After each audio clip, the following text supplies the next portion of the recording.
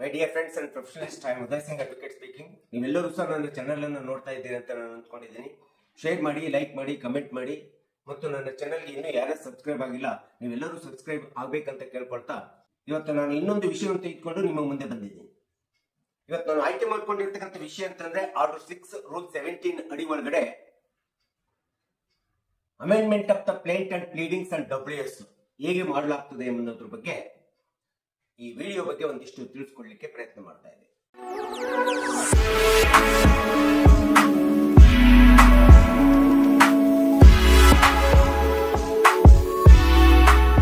ನಾವು ಯಾವುದೇ ಒಂದು ಸಿವಿಲ್ ದಾವೆಯನ್ನ CPC ಆರ್ಡರ್ 7 ರೂಲ್ 1 and 2 ಅಡಿಯಲ್ಲಿ ಹಾಕಿದಂತ ಸಂದರ್ಭದಲ್ಲಿ ಪ್ರತಿವಾದಿ ಆರ್ಡರ್ 8 ರೂಲ್ 1 and 2 ಅಡಿಯಲ್ಲಿ WS ಅನ್ನ ರಿಟರ್ನ್ ಸ್ಟೇಟ್ಮೆಂಟ್ ಅನ್ನು ಹಾಕ್ತಾರೆ. ಸೊ ಈ ರೀತಿ ದಾವೆ ಹಾಕಿದಂತ ದಾವೆಯ ಪ್ಲೇಂಟ್ ಅಥವಾ ಪ್ಲೀಡಿಂಗ್ಸ್ ಒಳಗಡೆ ಆಗ್ಲಿ ಅಥವಾ ರಿಟರ್ನ್ ಸ್ಟೇಟ್ಮೆಂಟ್ ಆಗ್ಲಿ, ಒಂದು ವೇಳೆ ವಾದಿ ಮತ್ತು ಪ್ರತಿವಾದಿಗಳಿಗೆ ತಿದ್ದುಪಡಿ ಮಾಡ್ಕೋಬೇಕೆಂಬತಕ್ಕಂಥ ಸಂದರ್ಭ ಬಂದಂತ ಸಂದರ್ಭದಲ್ಲಿ ಆರ್ಡರ್ 6 ರೂಲ್ 17 ಅಡಿ ಒಳಗಡೆ ನಾವು IA ಅನ್ನು ಹಾಕ್ತೀವಿ, ಇಂಟರ್ಲೊಕೇಟರಿ ಅಪ್ಲಿಕೇಶನ್ ಅನ್ನು ಹಾಕತಕ್ಕಂಥದ್ದು ಸಹಜವಾಗಿ ನಾವು ನೋಡ್ತಾ ಇದ್ದೀವಿ. ಈ ಆರ್ಡರ್ ಅತಿ ಪ್ರಮುಖವಾಗಿರ್ತಕ್ಕಂಥದ್ದಾಗಿದೆ. 6 ಮತ್ತು ರೂಲ್ 17 ತುಂಬಾ ಅವಶ್ಯಕವಾಗಿರ್ತಕ್ಕಂಥ ಒಂದು ಪ್ರಾವಿಷನ್ ಅಂತ ಹೇಳ್ಬೇಕಾಗುತ್ತೆ CPC 1908. ಸೊ ನಮ್ಮ ದಾವೆ ಒಳಗಡೆ ಪ್ಲೇಂಟು, ಪ್ಲೀಡಿಂಗ್ಸು, ರಿಟರ್ನ್ ಸ್ಟೇಟ್ಮೆಂಟ್, ವಾದಿ ಮತ್ತು ಪ್ರತಿವಾದಿಗಳು ಅದನ್ನೇನಾದ್ರೂ ಬದಲಾವಣೆ ಮಾಡ್ಕೋಬೇಕಂದ್ರೆ, ಚೇಂಜಸ್ ಮಾಡ್ಕೋಬೇಕಂದ್ರೆ, ಆಲ್ಟರ್ ಮಾಡ್ಕೋಬೇಕಂತಂದ್ರೆ, ಅಮೆಂಡ್ಮೆಂಟ್ ಮಾಡ್ಬೇಕಂತಂದ್ರೆ ಆರ್ಡರ್ 6 ರೂಲ್ 17 ಅತಿ ಪ್ರಮುಖವಾದಂತ ಪಾತ್ರ ನಿರ್ವಹಣೆ ಮಾಡತಕ್ಕಂಥದ್ದು ನಾವು ನೋಡ್ಬೇಕಾಗುತ್ತೆ. ಸೊ ಯಾವಾಗ ನಾವು ನ್ಯಾಯಾಲಯದ ಮುಂದೆ ಈ ರೀತಿಯಾದಂತ ಒಂದು ಇಂಟರ್ಲೊಕೇಟರಿ ಅಪ್ಲಿಕೇಶನ್ ಅನ್ನ ಅಮೆಂಡ್ಮೆಂಟ್ ಆಫ್ ದ ಪ್ಲೇಂಟ್ ಅಥವಾ ರಿಟರ್ನ್ ಸ್ಟೇಟ್ಮೆಂಟ್ ಗೆ ಹಾಕಿದಾಗ ಅದು ವಾದಿ ಹಾಕ್ಬೋದು, ಪ್ರತಿವಾದಿ ಹಾಕ್ಬೋದು, ಪ್ಲೇಂಟಿಫ್ ಮತ್ತು ಡಿಪೆಂಡೆಂಟ್ ಇಬ್ರು ಹಾಕ್ಬೋದು. ಆದ್ರೆ ಯಾರೇ ಹಾಕಿದ್ರು ಕೂಡ ಇಬ್ಬರಿಗೂ ಸಹ ಸಮಾನ ಅವಕಾಶವನ್ನು ಕೊಡಬೇಕಾಗುತ್ತೆ. ನಮ್ಮ ದಾವೆಯನ್ನು ತಿದ್ದುಪಡಿ ಮಾಡಿಕೊಳ್ಳುವುದರಲ್ಲಿ ಮಾನ್ಯ ನ್ಯಾಯಾಲಯ ಯಾವುದೇ ವಿಧವಾದಂತ ಡಿಸ್ಕ್ರಿಮಿನೇಷನ್ ತಾರತಮ್ಯ ಮಾಡ್ಲಿಕ್ಕೆ ಬರೋದಿಲ್ಲ. ಸೊ ವಾದಿ ಆಗ್ಲಿ ಪ್ರತಿವಾದಿ ಆಗ್ಲಿ ಯಾಕೆ ತಿದ್ದುಪಡಿಗೆ ಹಾಕ್ತಾರೆ ಅಂತಂದ್ರೆ, ಮೂಲ ದಾವೆ ಒಳಗಡೆ ಏನಾದ್ರೂ ಮಿಸ್ಟೇಕ್ ಆಗಿದೆ ಅಥವಾ ಏನಾದ್ರೂ ಕರೆಕ್ಷನ್ ಮಾಡಬೇಕಾಗಿದೆ ಅಥವಾ ಯಾವುದೇ ಒಂದು ಇನ್ಸರ್ಷನ್ ಮಾಡಬೇಕಾಗಿದೆ, ಇನ್ಕಾರ್ಪೊರೇಟ್ ಮಾಡಬೇಕಾಗಿದೆ, ಅಥವಾ ಫ್ಯಾಕ್ಟ್ ಆಫ್ ದ ಕೇಸ್ ಅನ್ನ ನಾವು ದಾವೆಯ ಪ್ಲೀಡಿಂಗ್ಸ್ ನಲ್ಲಿ, ಪ್ಲೇಂಟ್ ನಲ್ಲಿ ನಾವು ಬಿಟ್ಬಿಟ್ಟಿದ್ದೀವಿ, ಕೋರ್ಟಿಗೆ ತಿಳಿಸ್ಲಿಕ್ಕೆ ಆಗಿಲ್ಲ ಎಂಬತಕ್ಕಂತ ಸಂದರ್ಭಗಳಲ್ಲಿ ವಾದಿ ಆಗ್ಲಿ ಪ್ರತಿವಾದಿ ಆಗ್ಲಿ ತಮ್ಮ ಪ್ಲೇಂಟ್ ಮತ್ತು ರಿಟರ್ನ್ ಸ್ಟೇಟ್ಮೆಂಟ್ ಅನ್ನ, ಪ್ಲೀಡಿಂಗ್ಸ್ ಅನ್ನ ತಿದ್ದುಪಡಿ ಮಾಡ್ಕೊಳ್ಳಿಕ್ಕೆ ತುಂಬಾ ಅವಕಾಶ ಇರುವಂತ CPCಯ ಆರ್ಡರ್ 6 ರೂಲ್ 17 ಅಂತ ಹೇಳಿ ನಾವು ಹೇಳ್ತೀವಿ. ಸೊ ಈ ರೀತಿ ತಿದ್ದುಪಡಿ ಮಾಡ್ಕೊಳ್ಳಿಕ್ಕೆ ಅರ್ಜಿಯನ್ನ, ಅಪ್ಲಿಕೇಶನ್ ಅನ್ನ ಮಾನ್ಯ ನ್ಯಾಯಾಲಯದ ಮುಂದೆ ಹಾಕಿದಂತ ಸಂದರ್ಭದಲ್ಲಿ ತಿದ್ದುಪಡಿಗೆ ಅವಕಾಶ ಕೊಡತಕ್ಕಂಥದ್ದು, ಬಿಡತಕ್ಕಂಥದ್ದು it is a discretionary power of the court ಅಂತೇಳಿ ನೋಡ್ಬೇಕಾಗುತ್ತೆ. ನ್ಯಾಯಾಲಯದ ಒಂದು ವಿಶೇಷತ ಅಧಿಕಾರವನ್ನು ಸಹ ಈ ಒಂದು ತಿದ್ದುಪಡಿಗೆ ಅವಕಾಶ ಕೊಡೋದು ಬಿಡೋದನ್ನ ನ್ಯಾಯಾಲಯಕ್ಕೆ ಬಿಟ್ಟಂತ ಅಂಶ ಅಂತೇಳಿ ನಾವು ನೋಡ್ಬೋದು. ಪ್ರಥಮವಾಗಿ ಪ್ರೈಮರಿ ರೀಸನ್, ಪ್ರಥಮವಾದಂತ ಕಾರಣ ಏನಂತಂದ್ರೆ, ನಾವು ಯಾವುದೇ ಒಂದು ದಾವೆ ತಿದ್ದುಪಡಿ ಮಾಡ್ಕೊಳ್ಳಿಕ್ಕೆ ಹಾಕುವಂತ ಅಂಶ ಅಂತಂದ್ರೆ decides the real contrary disputes between the parties ಅಂತ ಹೇಳ್ತೀವಿ. ವ್ಯಾಜ್ಯದಲ್ಲಿ, ದಾವೆಯಲ್ಲಿ ಪಕ್ಷಕಾರರಲ್ಲಿರ್ತಕ್ಕಂಥ ತರ್ಕಬದ್ಧವಾದಂತ, ಕಾನ್ಫ್ಲಿಕ್ಟ್ ಆಗಿರ್ತಕ್ಕಂಥ, ಕಾಂಟ್ರರಿ ಆಗಿರ್ತಕ್ಕಂಥ, ಕಾನೂನಿಗೆ ಕಾಂಟ್ರರಿ ಆಗಿರ್ತಕ್ಕಂಥ ವ್ಯಾಜ್ಯವನ್ನ, ಜಗಳವನ್ನ ತೀರ್ಮಾನಿಸುವಂತ ಒಂದು ಉದ್ದೇಶವನ್ನ ತಿದ್ದುಪಡಿ ಹೊಂದಿರಬೇಕು. ಮತ್ತೆ ಯಾವುದೇ ಲಿಟಿಗೇಷನ್ ಅಥವಾ ದಾವೆ ಎಂಬತಕ್ಕಂಥದ್ದು ಮಲ್ಟಿಪ್ಲಿಸಿಟಿ ಆಗಬಾರ್ದು, ಲಿಟಿಗೇಷನ್ ಮಲ್ಟಿಪ್ಲೈ ಆಗಬಾರ್ದು, ದಾವೆ ಪುನರಾವರ್ತನೆ ಆಗುವಂತ ರೀತಿಯಲ್ಲಿ ದಾವೆ ಆಗಬಾರ್ದು ಎಂಬತಕ್ಕಂಥ ರೀತಿಯನ್ನು ಇಟ್ಕೊಂಡು, ಉದ್ದೇಶವನ್ನು ಇಟ್ಕೊಂಡು ನಾವು ತಿದ್ದುಪಡಿಯನ್ನು ಹಾಕಬೇಕಾಗುತ್ತೆ. ಉದಾಹರಣೆಗೆ ವಾದಿ ಅಥವಾ ಪ್ರತಿವಾದಿ ಒಂದು ಪ್ರಾಪರ್ಟಿಯನ್ನು ತೆಗೆದುಕೊಂಡಿರ್ತಾನೆ. ಆ ಪ್ರಾಪರ್ಟಿ ಹೇಗೆ ತೆಗೆದುಕೊಂಡಿದ್ದೀನಿ, ಅಥವಾ ಸೇಲ್ ಡೀಡ್ ಮೂಲಕ ನಾನು ತೆಗೆದುಕೊಂಡಿದ್ದೀನೋ, ಗಿಫ್ಟ್ ಡೀಡ್ ಮೂಲಕ ನನಗೆ ಬಂದಿದೆಯೋ, ಅಥವಾ ಮಾರ್ಗೇಜ್ ಮಾಡಿಸಿಕೊಳ್ಳುವುದರ ಮೂಲಕ ನನಗೆ ಬಂದಿದೆಯೋ ಎಂಬತಕ್ಕಂಥ ಫ್ಯಾಕ್ಟ್ ಆಫ್ ದ ಕೇಸ್ ಅನ್ನ ತನ್ನ ಪ್ರತಿವಾದಿ ಹೇಳಿಕೆಯಲ್ಲಿ ತೋರಿಸದೇ ಇರತಕ್ಕಂಥದ್ದು ನಾವು ಆ ಒಂದು ಪ್ರತಿವಾದಿ ಹೇಳಿಕೆಯ ಸ್ಟೇಟ್ಮೆಂಟ್, ರಿಟರ್ನ್ ಸ್ಟೇಟ್ಮೆಂಟಿನ ದೋಷವನ್ನು ಕಾಣ್ತಾ ಇದ್ದೀವಿ. ಈ ರೀತಿ ಏನು ತಾನು ಪಡ್ಕೊಂಡಿರ್ತಕ್ಕಂಥ, ಪರ್ಚೇಸ್ ಮಾಡಿರ್ತಕ್ಕಂಥ ಪ್ರಾಪರ್ಟಿ ಅದು ಗಿಫ್ಟ್ ಡೀಡ್ ಬಂದಿದೆ, ಸೇಲ್ ಡೀಡ್ ಬಂದಿದೆ ಎಂಬತಕ್ಕಂಥ ವಾಸ್ತವಿಕವಾದಂತ ಅಂಶವನ್ನ ನಾವು ಪ್ರತಿವಾದಿ ತನ್ನ ಹೇಳಿಕೆಯಲ್ಲಿ ತೋರಿಸುವಂತ ಸಂದರ್ಭ ಅಥವಾ ಅದನ್ನು ಬಿಟ್ಟಿರುವಂತ ಸಂದರ್ಭ ಬಂದ ಸಂದರ್ಭದಲ್ಲಿ ಅದನ್ನು ಸೇರಿಸಲಿಕ್ಕೋಸ್ಕರ, ಅದನ್ನ ಮಾನ್ಯ ನ್ಯಾಯಾಲಯಕ್ಕೆ ಗಮನಕ್ಕೆ ತರಲಿಕ್ಕೋಸ್ಕರ ರಿಟರ್ನ್ ಸ್ಟೇಟ್ಮೆಂಟ್ ಅನ್ನ ತಿದ್ದುಪಡಿ ಹಾಕಬಹುದು. Amendment of the return statement ಅಂತೇಳಿ ಹಾಕ್ಲಿಕ್ಕೆ ಅವಕಾಶವನ್ನ ಈ ಒಂದು ಆರ್ಡರ್ 6 ರೂಲ್ 17 ಮಾಡ್ಕೊಡ್ತಕ್ಕಂಥದ್ದು ನಾವು ನೋಡ್ತಾ ಇದ್ದೀವಿ. ಸೊ ಮಾನ್ಯ ನ್ಯಾಯಾಲಯ ವ್ಯಾಜ್ಯ ನಡೆಯುವಂತ ದಾವೆ ನಡೆಯುವಂತ ಪ್ರೊಸೀಡಿಂಗ್ಸ್, ಸಿವಿಲ್ ಪ್ರೊಸೀಡಿಂಗ್ಸ್ ನಡೆಯುವಂತ ಯಾವುದೇ ಸ್ಟೇಜ್ ನಲ್ಲಿ ನಮ್ಮ ಪ್ಲೇಂಟ್ ಅನ್ನ ಅಥವಾ WS ಅನ್ನ ತಿದ್ದುಪಡಿ ಮಾಡ್ಕೊಳ್ಳಿಕ್ಕೆ ಅವಕಾಶ ಮಾಡಿಕೊಡ್ತದೆ. ಯಾವುದೇ ಸ್ಟೇಜ್ ಅಂತಂದ್ರೆ ಅಟ್ ಎನಿ ಸ್ಟೇಜ್ ಅಂತ ಹೇಳ್ತೀವಿ, ಬಿಫೋರ್ ದ ಫೈನಲ್ ಜಡ್ಜ್ಮೆಂಟ್ ಅಂತ ಹೇಳಬೇಕಾಗುತ್ತೆ. ನಮ್ಮ ದಾವೆಯ ಅಂತಿಮ ತೀರ್ಮಾನಗೊಳ್ಳುವುದಕ್ಕಿಂತ ಮುಂಚಿತವಾಗಿ ತಿದ್ದುಪಡಿಗೆ ಹಾಕೊಳ್ಳಿಕ್ಕೆ ಅವಕಾಶ ಇದೆ. ಸೊ ಈ ರೀತಿಯಾದಂತ ಅಟ್ ಎನಿ ಸ್ಟೇಜ್ ಒಳಗಡೆ ತಿದ್ದುಪಡಿ ಮಾಡ್ಕೊಳ್ಳಿಕ್ಕೆ ಅವಕಾಶ ಮಾಡಿಕೊಟ್ಟಂತ ಸಂದರ್ಭದೊಳಗಡೆ ಅದನ್ನ ಅಲೋ ಮಾಡ್ತಕ್ಕಂಥದ್ದು, ಬಿಡತಕ್ಕಂಥದ್ದು ಅಥವಾ ಕಂಡೀಷನ್ಸ್ ಅನ್ನ ಇಂಪೋಸ್ ಮಾಡಿ, ಕಾಸ್ಟ್ ಅನ್ನ ಇಂಪೋಸ್ ಮಾಡಿ ಅಲೋ ಮಾಡತಕ್ಕಂತ ಅಧಿಕಾರ ಮಾನ್ಯ ನ್ಯಾಯಾಲಯಕ್ಕಿದೆ. It is the discretion power of the court ಅಂತ ಹೇಳಿ ನಾವು ಹೇಳಬೇಕಾಗುತ್ತೆ. 2002ರಲ್ಲಿ CPC ತಿದ್ದುಪಡಿ ಆಗಿದೆ.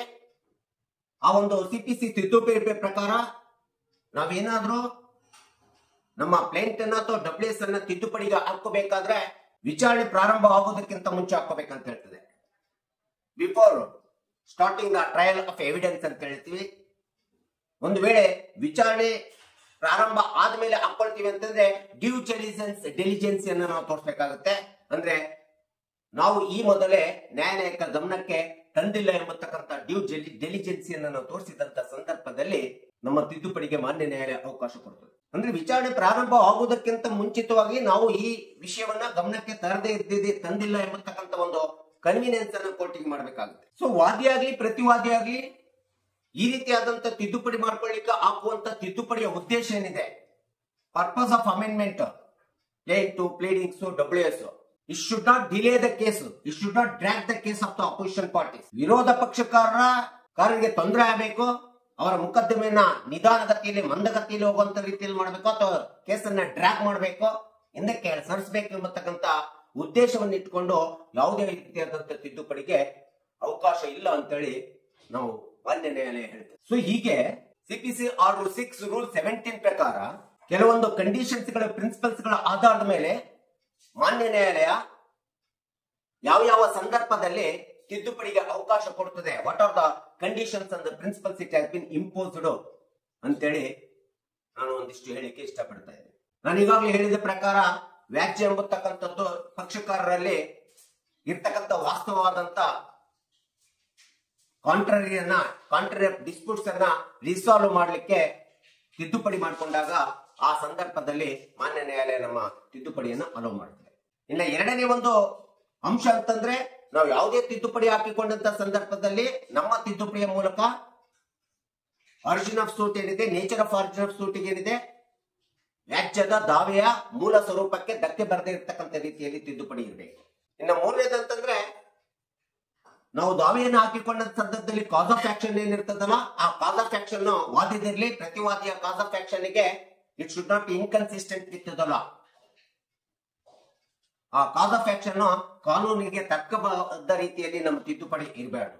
ಇನ್ನೊಂದು ಮೂರನೇ ಒಂದು ಅತಿ ಪ್ರಮುಖವಾದಂತ ಅಂಶ ಅಂತಂದ್ರೆ, ತಿದ್ದುಪಡಿಗೆ ಬೇಕಾಗಿರ್ತಕ್ಕಂಥ ಪ್ರಿನ್ಸಿಪಲ್ಸ್ ಅಂತಂದ್ರೆ ಕಾಲಮಿತಿ ಮೀರಿರಬಾರದು. The amendment of the plaint or return statement it should not be barred by the time limitation. ಇನ್ನೊಂದು ಅತಿ ಪ್ರಮುಖವಾದಂತ ಅಂಶ ಅಂತಂದ್ರೆ, ವಾದಿಯಾಗ್ಲಿ ಪ್ರತಿವಾದಿಯಾಗ್ಲಿ ತಮ್ಮ ದಾವೆಗೆ ತಿದ್ದುಪಡಿ ಹಾಕೊಳ್ಳುವಂತ ಸಂದರ್ಭದಲ್ಲಿ ತಮ್ಮ ಪಕ್ಷಕಾರ ವಿರೋಧದಲ್ಲಿರ್ತಕ್ಕಂಥ ಪಕ್ಷಕಾರರಾಗ್ಲಿ ಅಥವಾ ಯಾವುದೇ ಪಕ್ಷಕಾರರಿಗಾಗ್ಲಿ ನಮ್ಮ ತಿದ್ದುಪಡಿಯ ಮೂಲಕ ಅವರಿಗೆ ಅನ್ಯಾಯ ಆಗ್ಬಾರ್ದು, ಲಾಸ್ ಆಗ್ಬಾರ್ದು, ಇಂಜಸ್ಟಿಸ್ ಆಗ್ಬಾರ್ದು, ಅವರು ತೊಂದರೆಗೆ ಒಳಪಡುವಂತ ರೀತಿಯಲ್ಲಿ ಆಗ್ಬಾರ್ದು ಅಥವಾ ಮಿಸ್ಕ್ಯಾರೇಜ್ ಆಫ್ ದ ಜಸ್ಟಿಸ್ ಆಗ್ಬಾರ್ದು. ಇಂಥ ಒಂದು ಸಂದರ್ಭದಲ್ಲಿ ಮಾನ್ಯ ನ್ಯಾಯಾಲಯ ನಮ್ಮ ತಿದ್ದುಪಡಿಯನ್ನು ಅಲೋ ಮಾಡುತ್ತದೆ.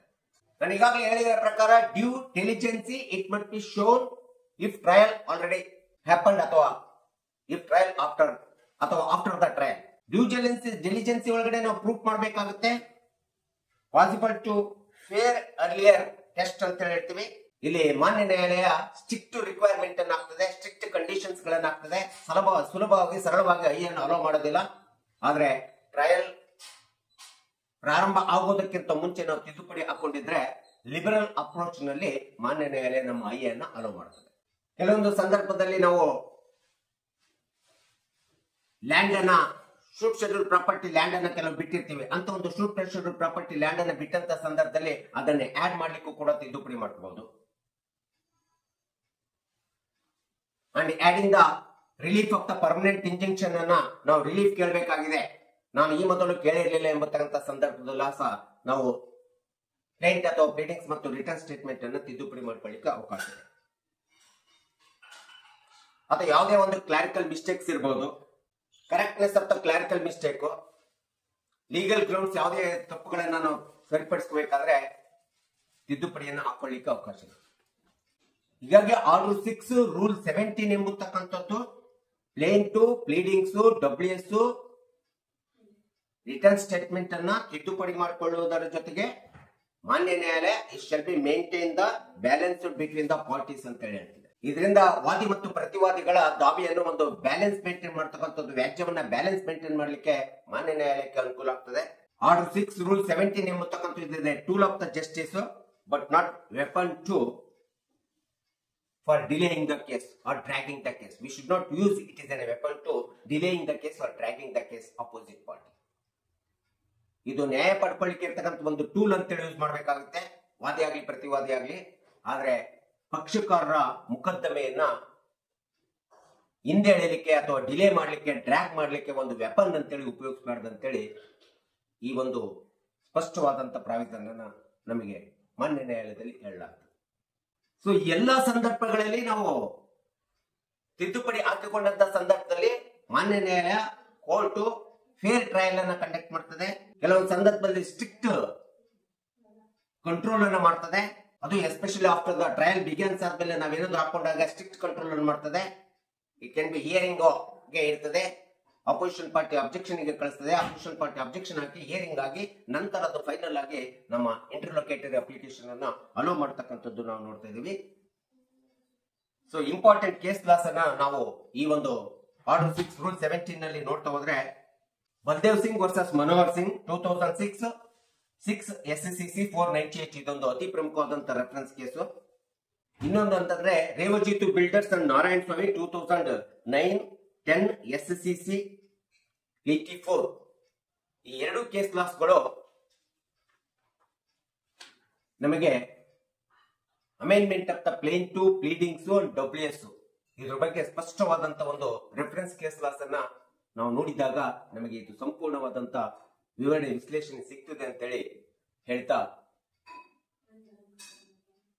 ಸೊ ಈ ರೀತಿಯಾದಂತ ಒಂದು ಅಮೆಂಡ್ಮೆಂಟ್ ಆಫ್ ಪ್ಲೇಂಟ್ ಎಷ್ಟು ಪ್ರಾಮುಖ್ಯತೆ ಹೊಂದಿದೆ ದಾವೆ ಒಳಗಡೆ ಎಂಬತಕ್ಕಂಥದ್ದನ್ನ ಪಕ್ಷಕಾರರಿಗೆ, ಸಾರ್ವಜನಿಕರಿಗೆ ಮತ್ತು ಎಲ್ಲರಿಗೂ ಗೊತ್ತಾಗಲಿ ಎಂಬತಕ್ಕಂಥ ಹಿನ್ನೆಲೆಯನ್ನು ಇಟ್ಕೊಂಡು ನಾನು ಈ ವಿಡಿಯೋನ ಮಾಡಿದ್ದೀನಿ. ದಯವಿಟ್ಟು ನನ್ನ ವಿಡಿಯೋ ಇಷ್ಟ ಆಗಿದ್ರೆ ಶೇರ್ ಮಾಡಿ, ಲೈಕ್ ಮಾಡಿ, ಕಮೆಂಟ್ ಮಾಡಿ.